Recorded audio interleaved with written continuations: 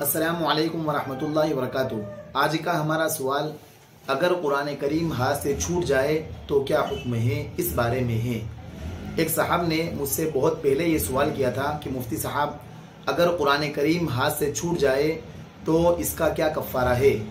ہمارے درمیان یہ مشہور ہے کہ اگر قرآن کریم ہاتھ سے چھوٹ جائے تو قرآن کریم کے وزن کے برابر گیہوں یا کوئی اور اناج غریب محتاج کو صدقہ دینا ضروری ہے۔ تو کیا یہ بات صحیح ہے یا یہ بات شریعت کے اعتبار سے صحیح نہیں ہے؟ صحیح رہنمائی عطا فرمائیے۔ تو دیکھیے، اگر قرآن کریم کسی سے ہاتھ سے چھوٹ جائے، چاہے وہ غلطی سے چھوٹ جائے یا کوئی اور چیز اٹھا رہے تھے اور وہ گر جائے، قرآن مجید چاہے زمین پر گرے یا بستر پر گرے، تو قرآن مجید کے گرنے سے اس کا کفارہ یہ ہے کہ آپ توبہ استغفار کر لیں۔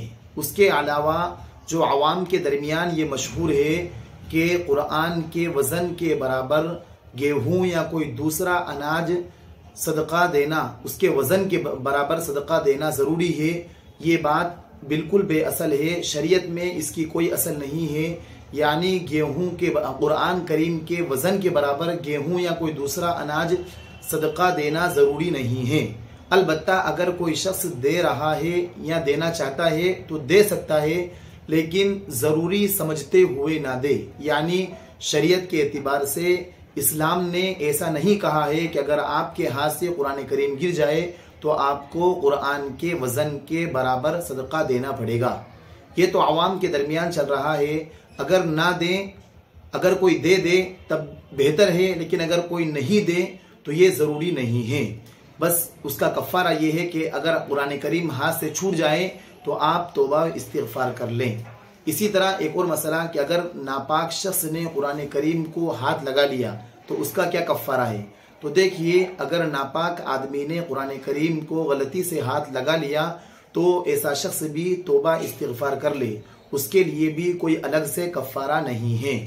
اسی طرح اگر ناپاک عورت نے اگر ناپاکی کے ایام میں قرآن کریم کو ہاتھ لگا لیا تو اس کا کیا کفارہ ہے۔ تو اس کا حکم بھی یہی ہے کہ اگر غلطی سے ہاتھ لگا لیا تو وہ توبہ استغفار کر لے، اس کے علاوہ اس کے لیے کوئی مستقل طور پر کفارہ نہیں ہے۔